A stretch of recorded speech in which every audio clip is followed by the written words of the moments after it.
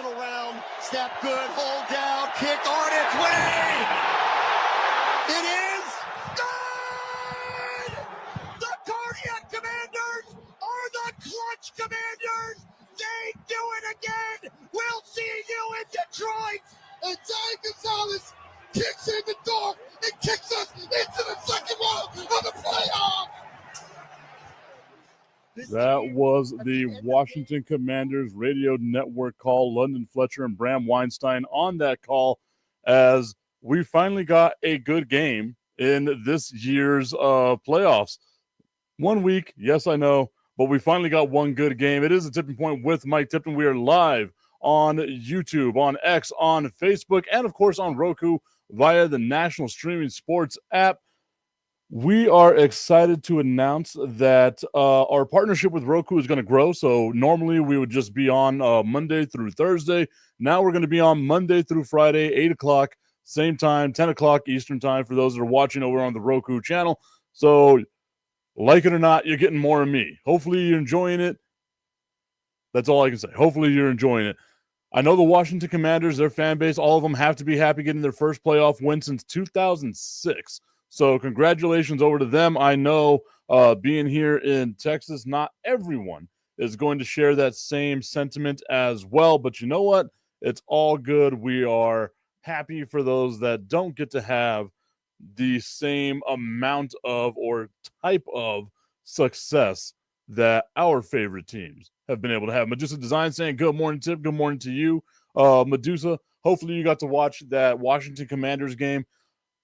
I was watching all of the football games this weekend, and the Houston Texans game, I was expecting it to be a close game, winds up being a blowout. Pittsburgh, expecting it to be a blowout, it winds up becoming a blowout. Philadelphia and Green Bay, I wanted it to be a close game. It felt like it could have been close, but it was one of those games that never really felt like it was in doubt. And then Baltimore, or rather Buffalo and Denver. And I feel so bad. Good morning to Tommy Carranza, who's tuned in right now as well.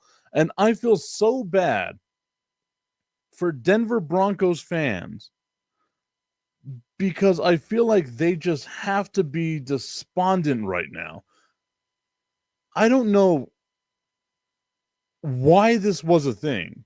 Why there was such a huge amount of people that thought that Denver was going to have a chance against Buffalo.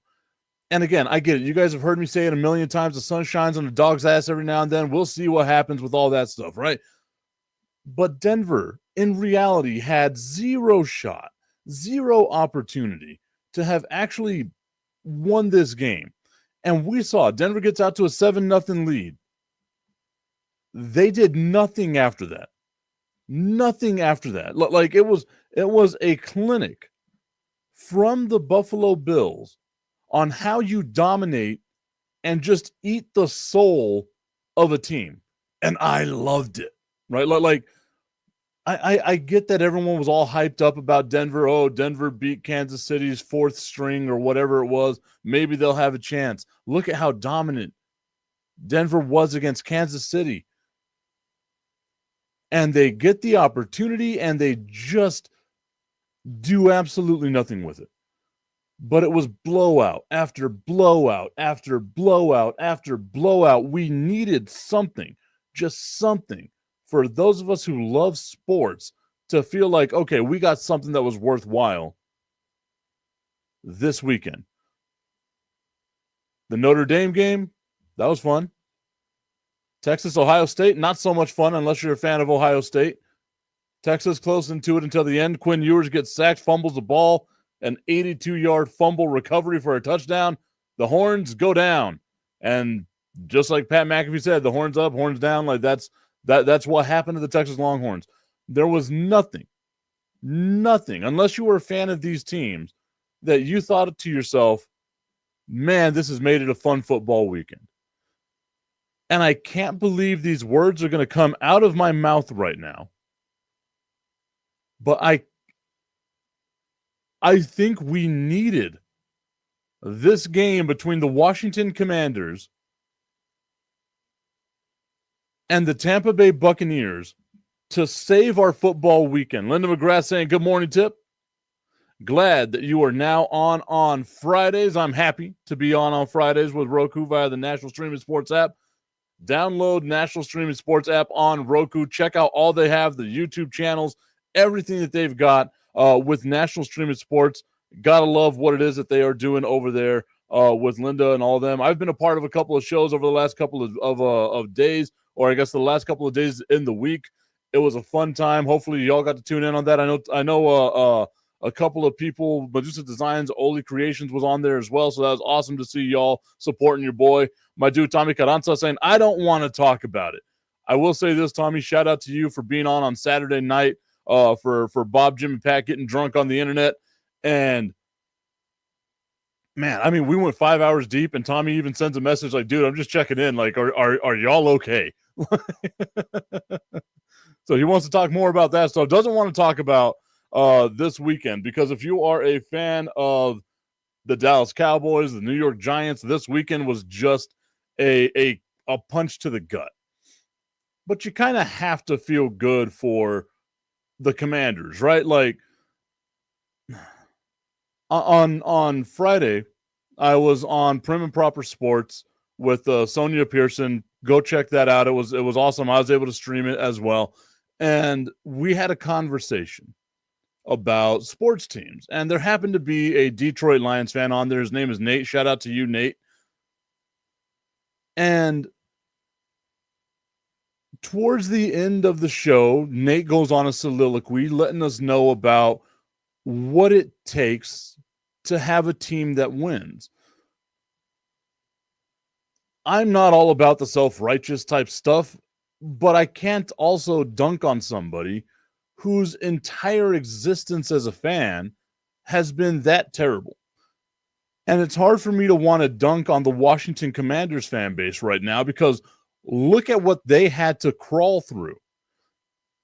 They went through the Shawshank River of excrement to try to come out of the other side. The Washington Commanders fan base and entire team is Andy Dufresne right now, just crawling through a sewage line to try to get out of it. And I say that in a literal sense. Remember, this stadium last year had broken sewage lines. That was a metaphor for what it was like to be a Washington Commanders fan. So get your one win. I'm happy with it now. It needs to come to an end. Washington going on the road to Detroit, that's going to be a fun game. I miss, and it's odd again to say that, but I miss that aspect for the Dallas Cowboys, right? Like, if you've been living under a rock, half of the roster that the Washington Commanders have right now are former Dallas Cowboys. Their head coach, I mean, it's just a monumental mind bleep to watch the Washington Commanders be as successful as they have been with former Dallas Cowboys players, like where you can see the grit. You can see that these guys play for one another. Whenever we're talked about what is it that the Cowboys are missing, it's that, right? Like, I don't think anybody necessarily would have been upset at the Dallas Cowboys if they had fired Mike McCarthy and kept Dan Quinn as the head coach. You look at what he brings to a team. He was able to take the Atlanta Falcons to a Super Bowl, right? Tommy Carranza saying it's over for Washington. Oh, 100%. I agree with you on that one. The game is done right there, but I'll get back to some points on Detroit coming up here in just a little bit as well. But I look at what the Washington Commanders have right now, and they just have like that grit factor, that ability to say we're going to be able to overcome. I'm not going to go as far as what I saw Teddy Bruschi say. And again, I get it. We're all prisoner of the moment. It's ESPN. You got to be super hyperbolic with stuff. But for Teddy Bruschi to come out and say that Jaden Daniels is the best rookie quarterback he's ever seen, I feel like we do that every year, right? Like, there's always one rookie that overcomes and does whatever it is that makes us excited about our team. I'm not going to go as far as Teddy Bruschi and say, oh, yeah, no, Jaden Daniels, best rookie quarterback I've ever seen. Because I feel like the bar is always going to change. Like there's always going to be something here or there where you've got to be like, oh, wow, like maybe this guy has whatever it is, right? And I think that Jaden Daniels has that. I fear for the Dallas Cowboys that they are now in a division with Jaden Daniels and Jalen Hurts. We know the Giants are going to mess up their draft pick because that's what the Giants do. So for me, it's like, okay, what can the Cowboys do to get on the same level of these teams? And then if you watch that Philadelphia Eagles game yesterday, me, myself included, like I have to be, there you go. That's exactly what I was alluding to. How many times did we hear pundits out there say that Robert Griffin III was one of the best rookie quarterbacks they had ever seen, or even along the lines of Andrew Luck, right? Like Andrew Luck was a good quarterback. He didn't stay out the whole time. Like he could still feasibly be both of them could still be feasibly playing right now. You had the can't miss prospects in 2014 with Robert or with Marcus Mariota and Jameis Winston. Jameis Winston has become a lifelong meme. Marcus Mariota is a backup in Washington right now. And they're like, oh, no, the leadership of having someone like Marcus Mariota has been able to help out Jaden Daniels and blah, blah, blah, blah, blah, blah, blah.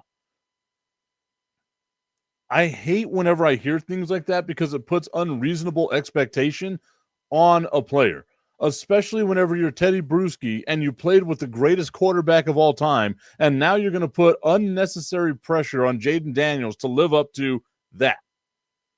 And it's mind-blowing to me on why even that would be a comment that comes out. I get it, prisoner of the moment, hyperbole. We're all hyperbolic at some of these times. Like, oh my God, it's the greatest game I've ever seen. I've never seen a field goal doink off the side of an upright and fall in to win the game.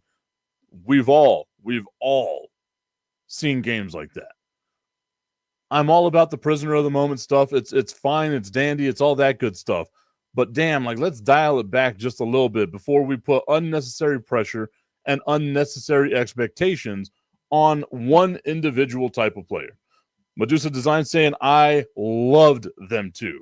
So sad. Referring to Marcus Mariota and Jameis Winston, or are we referring to Andrew Luck and RG3? Because I think all four of those stories are what could have been, right? And I think those of us that saw whenever Washington had Robert Griffin III, and you saw the way that the ACL ruptured and tore and did all that stuff, you saw that game. You knew that's going to be a tough one to come back from because Washington didn't have an offensive line to protect him. Washington didn't have what they needed to protect their quarterback. They've got that now. Again, what's going to happen in free agency? Because anytime there's a monicum of success, the NFL is a league of vultures, basically. Anytime there's a monicum of success, let's get this guy, bring him over here, and maybe he could bring that winning culture that team had for that one season over to our area.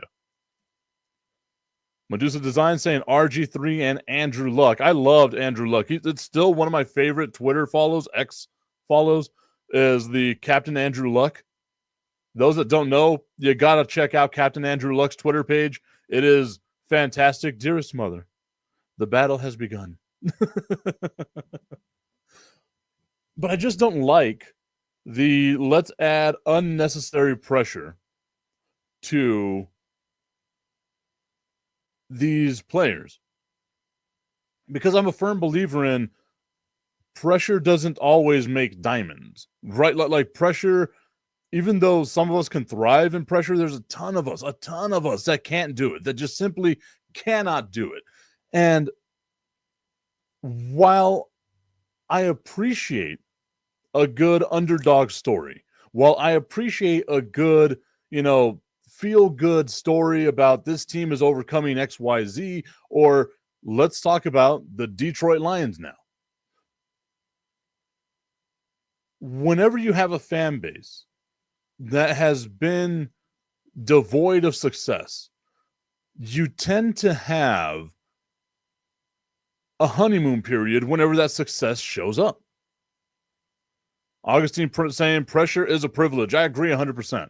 I am a firm believer in that, but not everyone is able to thrive under that type of pressure, right? I agree with that mindset, but not everyone can thrive with that. And then ultimately that pressure going from privilege becomes a burden, right? Like, you have to live with the ghosts of the past. And the conversation that we had on Friday really had me thinking about this.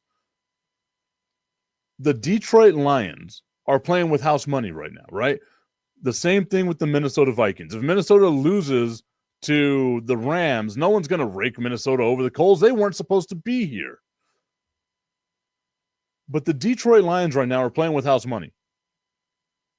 Bad team. We associate them as a bad team, just relentlessly, over and over and over. Dan Orlovsky running out of the back of the end zone for a safety, not realizing that you can't run out of the back of the end zone, right? The John Kitna-led teams. We are talking about some very, very bad teams that has been the Detroit Lions' existence. Not since Bobby Lane. And I challenge anyone out there other than Augustine, the oldest person watching this show, to actually let me know who the hell Bobby Lane was. Not since his days have the Lions had any type of success. The fact that they had their 12-win season this year, actually, rewind that. They had an 11-win season this year. The first time since before World War II that the Detroit Lions had an 11-win season like this. Since before World War II. It was in 1935.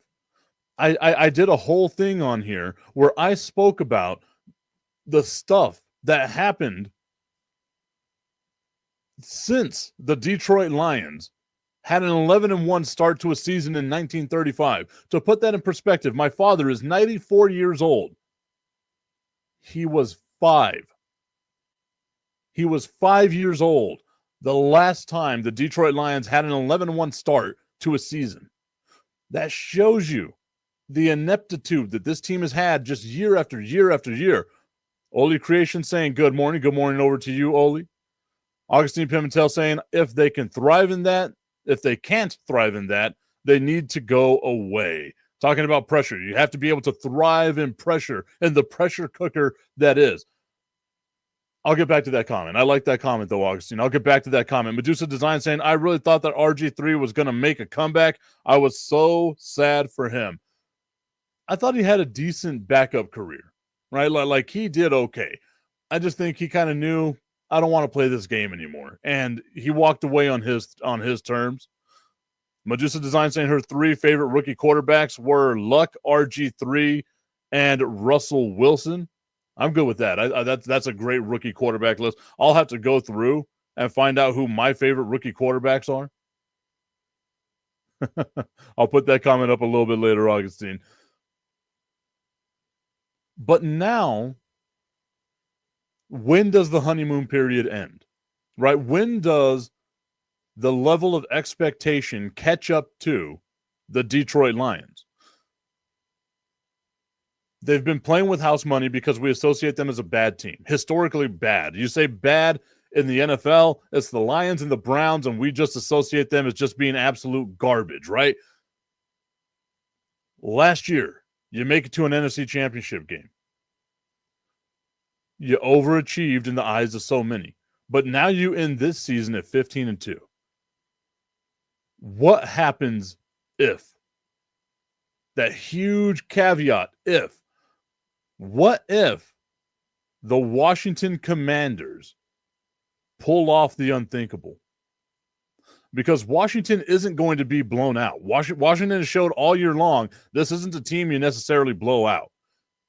I believe the Lions have the horses to do it, but the sun shines on a dog's ass every now and then, and we know that in sports, football is going to football.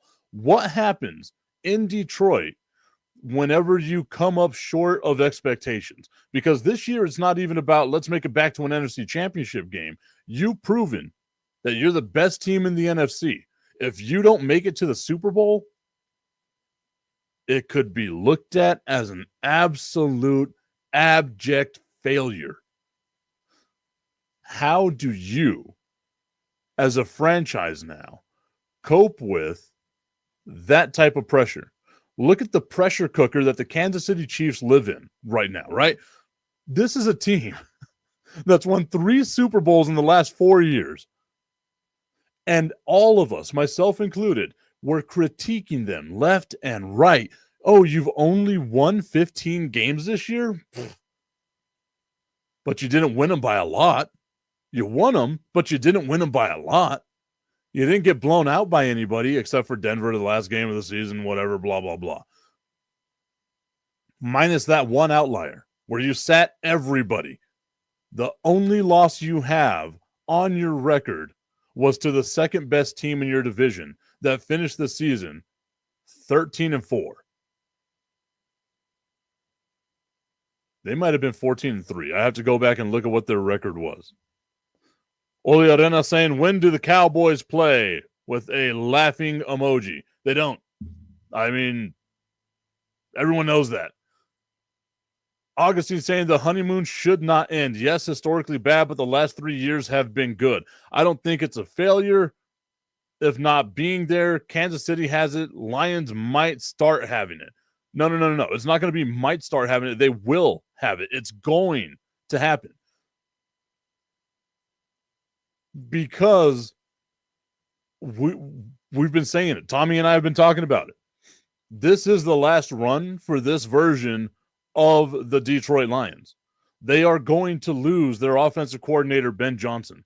They are more than likely going to lose their defensive coordinator in Aaron Glenn. They cannot continue to turn down coaching positions just because they think that there's something there in Detroit. And a loss where you don't make the Super Bowl, a loss where there's not a step forward, a loss that causes that is going to cause all kinds of pandemonium. Because yes, you can say it's Dan Campbell going for it on 4th down, Dan Campbell, having the biggest balls in the NFL. It's not all about one guy. It's the whole mix of guys. And now you have a ton of players whose contracts are coming up to an end. So they're going to be plucked away. We spoke about this already. Look at what happened with the San Francisco 49ers. I'm looking at ESPN.com right now, and I'm seeing Kyle Shanahan looking for his 4th defensive coordinator in 4 years. This is a team that made it to 2 Super Bowls in 4 years. And now, all of a sudden, it's rebuild after rebuild after rebuild. They had all these great players. Now it's time to start taking them away. That is what's going to start happening this season with the Detroit Lions. Oh, and not to mention, now you're going to have contracts that are coming up with Amon-Ra St. Brown, with Penei Sewell, with Jared Goff. You're going to have money now being spent that you weren't spending before. That luxury that you had of not having to play people, of not having expectations, now you've given a fan base the worst thing that you can give a fan base, and that's hope. And if you don't reach that hope, if you don't reach that potential, that's where the pressure starts coming in. Because now all it takes is one loss. Not in the Super Bowl. One loss for the seeds of doubt, with a fan base that has been starved for any type of success, for the seeds of doubt to be sown. If you mean to tell me that you honestly believe that there's no way in hell that the fan base can turn on this team, you're living in a weird place. It's going to happen if they don't win everything now. And the thing that sucks about it is I'm not one of these people that judges success by championships. I'm a person that judges success by what you do as a team, right? Like this season, great success for Minnesota no matter what happens. They didn't expect to be here. Last year, we could say that about the Detroit Lions. No one expected them to be where they were. Now you do. Now you do. You have to win now because your window's always constantly opening and shutting. And we know in Detroit that window was cracked open just a little bit.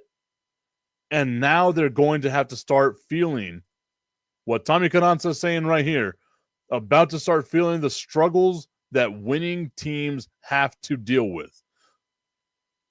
Look at how fast we turned on the Kansas City Chiefs. They have shown us excellence after excellence after excellence. This is a team, since Patrick Mahomes has been their quarterback, that has never not made the AFC Championship game. Their only losses in Patrick Mahomes' tenure as a quarterback have been in the AFC Championship game and the Super Bowl. And yet, somehow, some way, we have the audacity to doubt this team. You won 15 games. They weren't pretty. Does it matter? At the end of the day, does it matter? Does it matter that the kick doinked off the upright and bounced in for the Washington Commanders? No. All that matters is that they won, because at the end of the day, I was going to say something, can't say it. At the end of the day, all that matters is that you see the score is 23-20 in favor of Washington. That's all that matters. Why do we feel like we can nitpick the Kansas City Chiefs? They're great. Let's give them their flowers while we can still give them their flowers. Augustine saying on Kansas City before Mahomes where were the Chiefs? It's got to start somewhere. Where were the Chiefs? They were in the playoffs all the time. They had won multiple division championships with Alex Smith. You're making it seem as if they came out of nowhere. They were a perennial playoff team. Like, come on now. Augustine saying the worst hope is Cowboy hope, of course. Your favorite team to talk about. Tommy Canazza getting the joke. I got you, my guy. I got you. But that, it's a genuine question, right? Because look how fast, this is how fast the entire mechanism of football works. We saw the Cleveland Browns with Baker Mayfield take the Kansas City Chiefs to the edge. They were right there.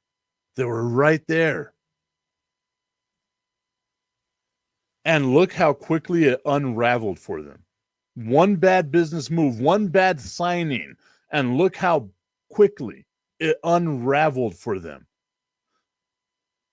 Do we have, based off of the history we know, do we have enough to sit here and say that we can affirmatively believe that the Detroit Lions ownership, the Ford family, is going to pay the players they need to pay to win a championship? We have seen there is not another franchise that has had this happen. 2 Hall of Fame, transcendent type players walk away from the game because of how bad that organization is ran. And because they've had a 2-year period, 2 years in my existence, 2 years over the last 100 years of Detroit Lions football, 2 years of success. Because at the end of the day, it's all about winning that ring, baby. 2 years of that. And we're going to crown them and pretend like everything the Detroit Lions have done in the past doesn't matter anymore? You have guys on rookie contracts whose rookie contracts are coming up to an end. You have a quarterback in Jared Goff who, yes, is living up to some expectation. But what happens if they don't make the Super Bowl?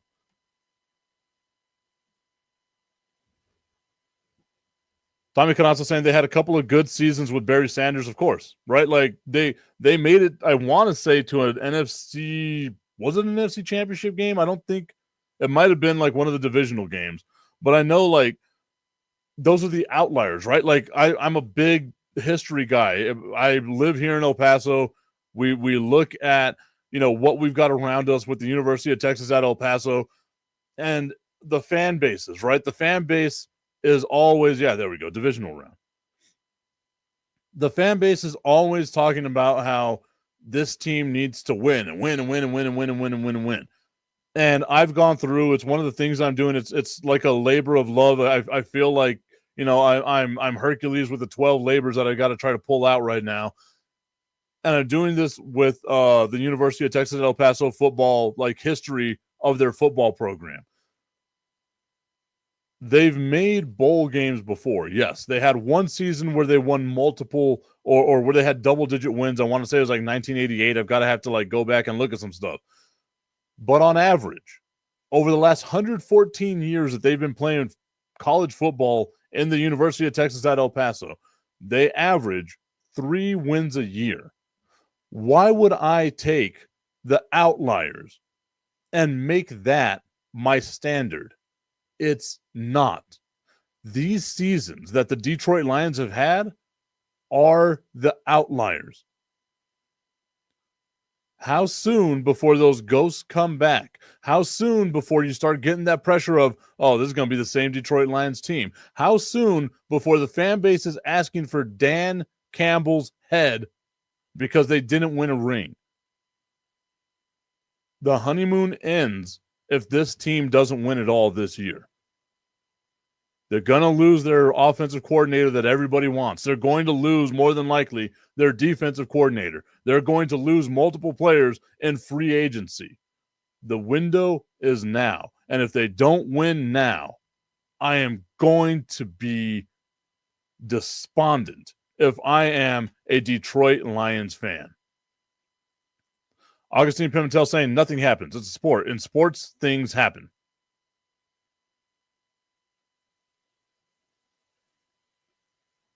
I'll just let that marinate there.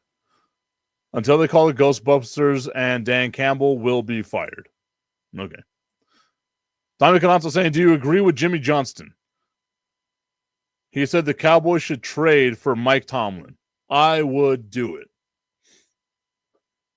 I had this conversation with my good friend Pat Costello and I. As a matter of fact, we were talking about it on a Saturday. Bob, Jim, and Pat. We were getting drunk on the internet.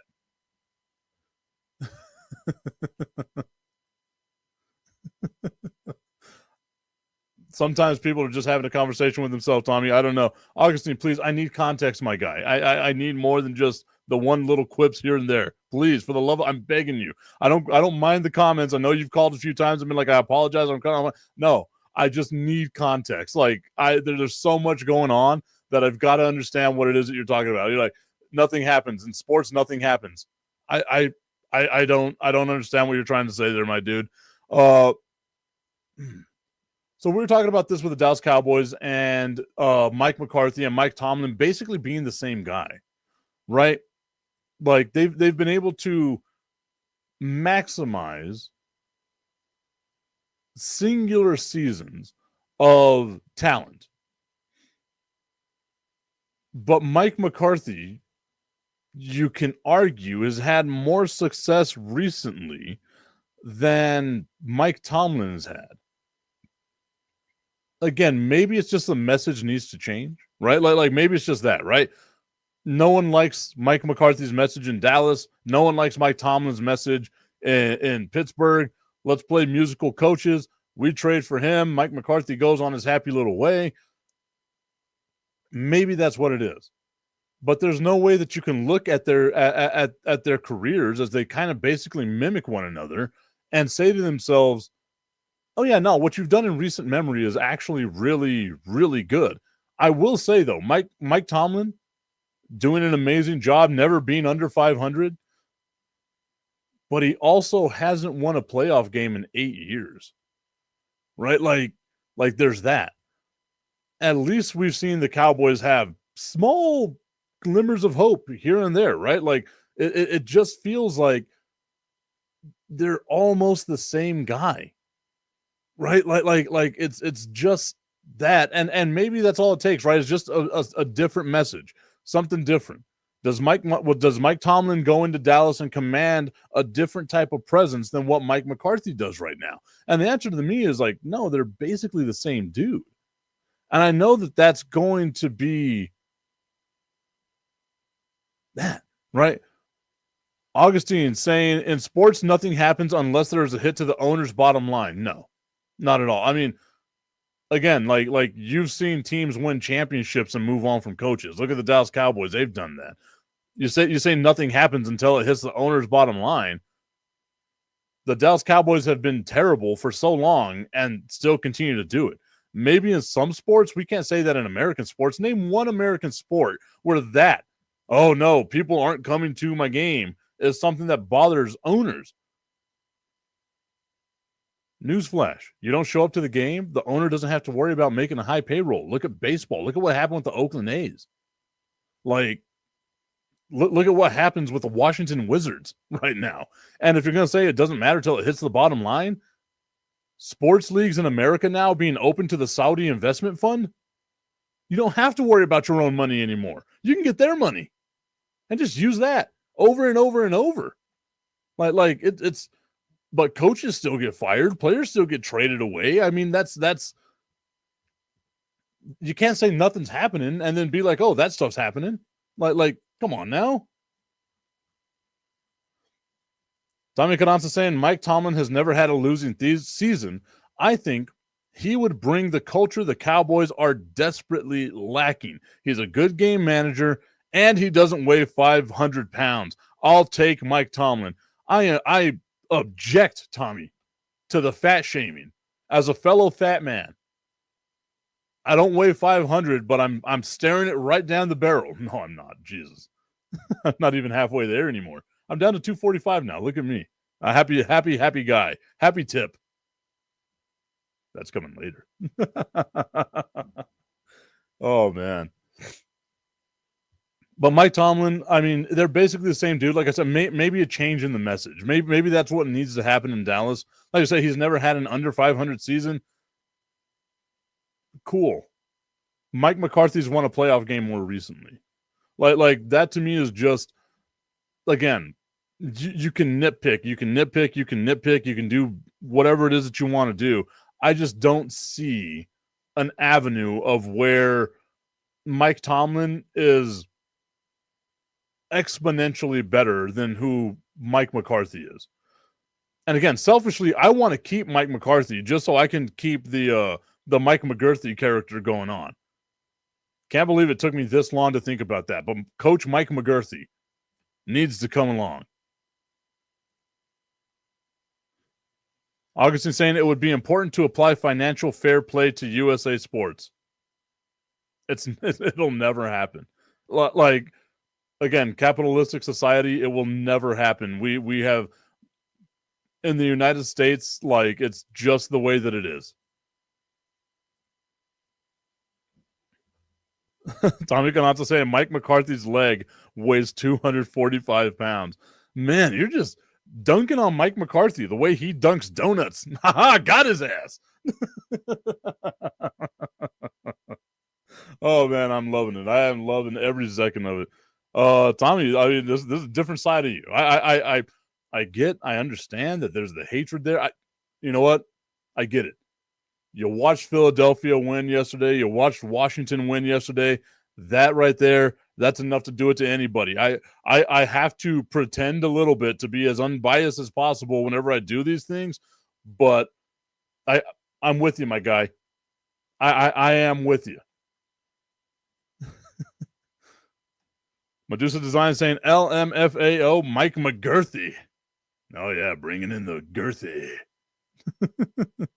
And then saying Mike Tomlin seems like a guy that wouldn't bow to Jerry Jones, and then goes on to say, I hate Mike McCarthy. Did Mike McCarthy, like, steal your lunch money? Or did he just steal your lunch? I saw a video on TikTok the other day, and it was a guy. I am. How can you say I'm not? I've sat here year over year and said that the Dallas Cowboys are an embarrassment. I mean, maybe it's just me, but like, I feel like I'm a rather unbiased individual with my sports just because I got stuff hanging up behind me.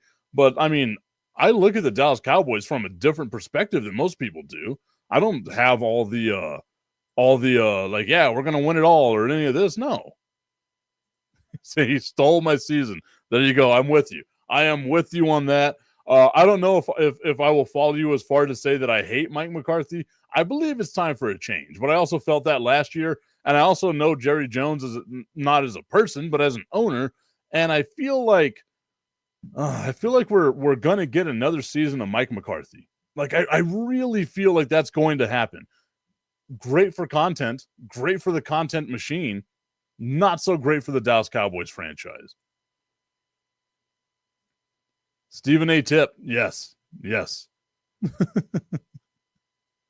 Oh, that's what I got to do next. I got to figure out who's going to be playing against Philadelphia, right? So I can do my Stephen A. Tip against Philadelphia.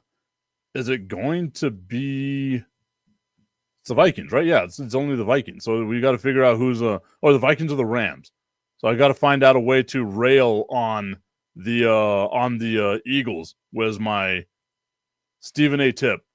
Maybe I should do like one of those weird videos where you have like the interaction, like it's the same guy, but they're like interacting with each other, where Stephen A. Tip interviews Coach Mike McCarthy. Oh, that's happening. That is happening. That's going to happen on Thursday. So I got to find a way to get that recorded by Thursday. So Thursday, I am doing the rare thing for me where I am going to actually go to a doctor's appointment. I had blood drawn.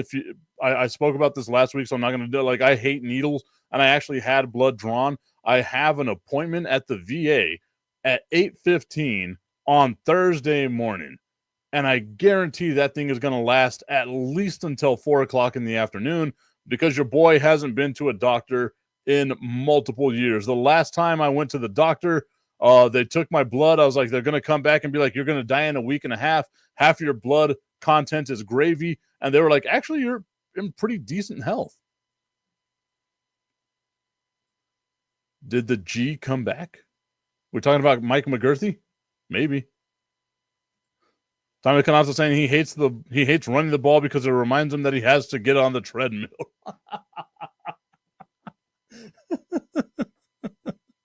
I am here, Tommy. I am here for all of the Mike McCarthy so fat jokes. Like, if you're gonna, like, instead of yo mama jokes, we're doing Mike McCarthy jokes. Oh man, that's great. I am here for it, Tommy. I am 100% here for it. I want the homework tomorrow. The first comment you give me tomorrow has to be a Mike McCarthy so fat joke. Who knows? I might dress up as Mike McCarthy tomorrow just to be like, oh, yep, you know, yeah, well, we run the ball, and sometimes you gotta run the ball. I love coach press conferences because they're just pointless. It's one of my favorite things. They're so pointless. I loved my time at ESPN. I hated whenever we had to get highlights of press conferences because we had to watch the press conference and be like, oh, this might be good sound. And it was always, well, the team that scores the most points wins. And it's like, oh, okay, well, thanks, coach. Love that insight. I appreciate you so much. But it's also on the media members. Like, how about we ask questions that are actually worth being asked? Damn it.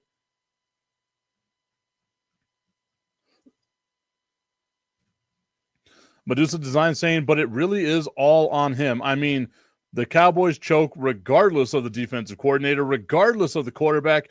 Can we get maybe a coach that coaches the choke out of them? How do you find that? I feel like the only way that you can coach the choke out of somebody is by going full on Homer Simpson, right? Like, why you little? And you got to just like start grabbing at the neck. Because in order to choke the choke out of someone, you got to give them enough to fear the choke.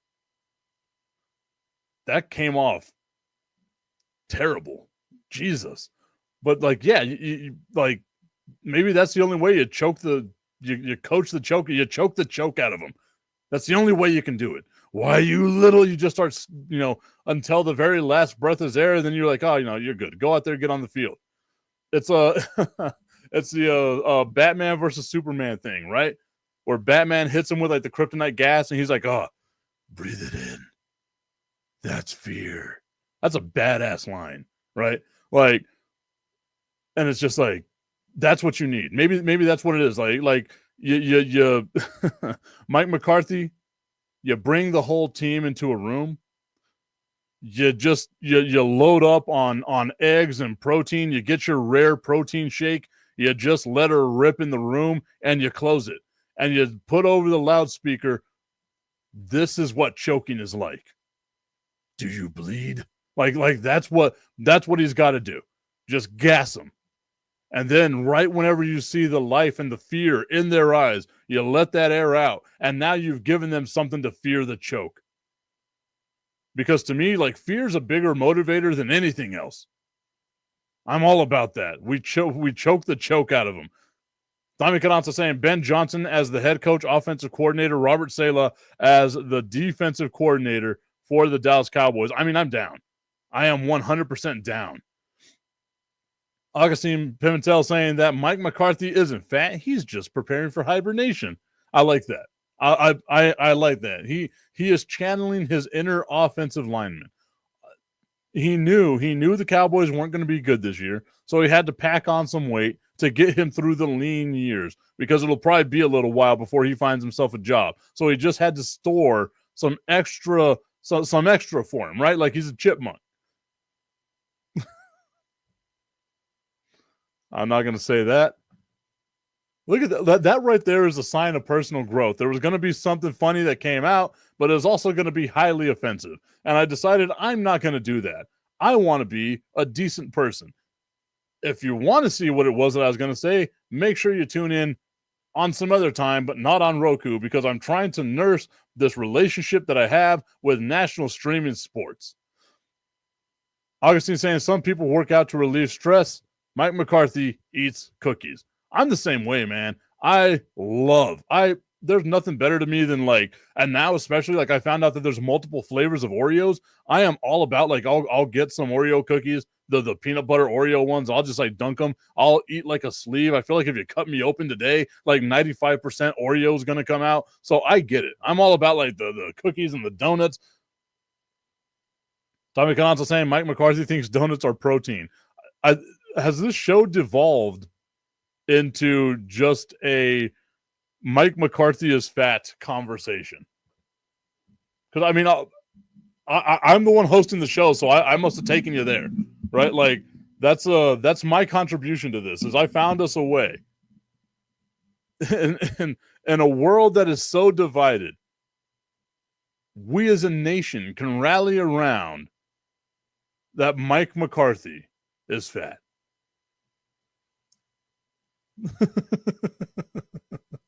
Augustine saying calories don't count to Mike McCarthy, just the scoreboard. Or maybe that's what it is. He eats the he eats the score. Puts it together. That's his caloric intake for the day. Oh, the score was 34-36. Well, guess what I'm doing? Medusa Design saying this is the roast of Mike McCarthy now. Man. A roast of Mike McCarthy. Maybe that's what it'll be too. I can be Mike McGurthy. We can roast Mike McGurthy. Stephen A. Tip interviewing Mike McGurthy. That is going to happen on this Thursday. There's going to be a lot of pre-recorded stuff. Once again, remember, Thursday, I will not be here to do the show. It will be a pre-recorded show. I apologize. Maybe we can get like a Knights of the Round Table type thing and get a couple of people talking in on this, so I can put that pre-recording up there as well. Augustine saying, who needs a six-pack when you can have a whole Mike McCarthy? A whole lot of Mike McCarthy. And going on to say that roast would feed a lot of people. Mike's had enough roast in his life. Jesus, man. He's had all of it. Just all of it. Okay. As we got a few minutes here left in the show, I want to go over a couple of the other games that happened. Buffalo, Denver, remember, there was no chance. Denver, really, you had no chance in hell. Good for you, though. Great season. You didn't belong here. You got here. That's all that matters. You made it to the dance. You have some stuff to build on. You're going to have $120 million in free salary cap space. I'm interested to see what happens with the Denver Broncos. Sean Payton, he's got himself a lot, right? Like, It's looking up. It's looking up for them. On the flip side, you have the Chargers. And I think whenever you look at what happened with the LA Chargers as they lose that game to the Houston Texans 32-12, you never really felt like after the first quarter that the Chargers really had a shot, right? And you needed Justin Herbert to step up. And he winds up throwing more interceptions in that one singular game than he had all season long. And you just can't have that from your franchise quarterback.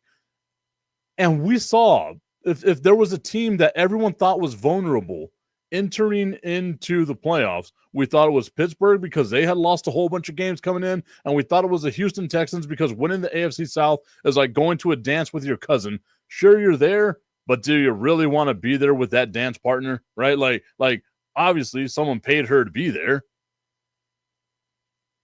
You couldn't get a date, so you had to, like, your mom is your chaperone and your date, right? Like, that's kind of how that feels for the Houston Texans. And yet somehow they just dominated the LA Chargers. And now you've got to bring up a whole bunch of questions. You had Jim Harbaugh with his silly little face on the sideline. And like, again, you know, he's a goof, right? Like, he's a goofy guy. You got to take him with his quirks and all of this good, blah, blah, blah, blah, blah. That's going to get old quick if it's not already old in LA with the Chargers, right? Like, that team to me is going to be surpassed by the Denver Broncos. So now your window, we talk about those windows, that window in LA for the Chargers might already be sneaking a little bit shut because Khalil Mack's not going to be the same guy. Justin Herbert, we've seen, cannot be clutch. He just cannot be. We're talking about a team. Let's not forget, we're talking about a team that blew a 27-10 lead against the Jacksonville Jaguars. This is not going to end well for the LA Chargers. Tommy Cananza saying, I tried telling you about Baltimore, Tip. LOL, I wouldn't be surprised if they knock out Buffalo this week. Oh, man. Yeah, that would be, man. I wouldn't be surprised either. Houston, Kansas City, I think that would be super surprising, right? Like, if Houston was able to beat Kansas City. And again, I think it's just like people would take Houston just because we've seen Kansas City not play their best. But again, in order to be the man, you got to beat the man. And these are the moments that Kansas City played for. Would you be surprised if Kansas City came out in this game and just slapped around the Houston Texans? Absolutely not. Absolutely. Every single one of us would be like, oh, yeah, no, that's the Kansas City Chiefs. And if Kansas City comes out, and again, it's a big if Kansas City comes out and just manhandles the Houston Texans, what does that do for the psyche of everybody else? And if I'm Baltimore, I want Kansas City.